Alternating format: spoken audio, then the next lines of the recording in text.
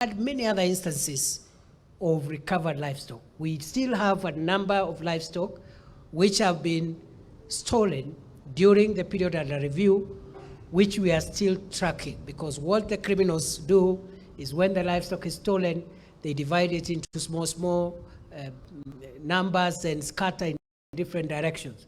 But we are tracking them. I've been to Samburu, I think 8 days ago or thereabout, and there was an incident there, and we have recovered a significant portion of the herd which was stolen there of goat and sheep. So generally, we are on top of things.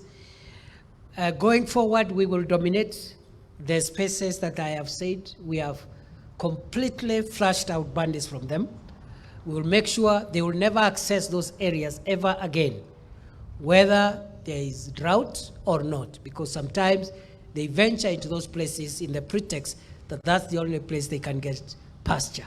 We will deal with the problem of pasture differently, but we will never again allow any criminal to access those places. In fact, the government has decided to turn these places into facilities for presence, training, and operations of our organs of national security, both the police, the military, but also other security agencies. Because it's only by dominating the hideouts for bandits that you are able to stifle them from the lifeblood which has sustained their activity for so many decades. We are also upscaling our disarmament program.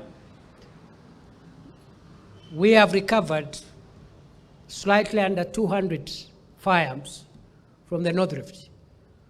But we believe there are thousands of illegal firearms in that region. And we have restrained ourselves from forceful disarmament for a while, for strategic reasons. But I want to make it clear that any person in Kenya holding an illegal firearm must surrender that firearm to government voluntarily, or we shall recover it by use of force.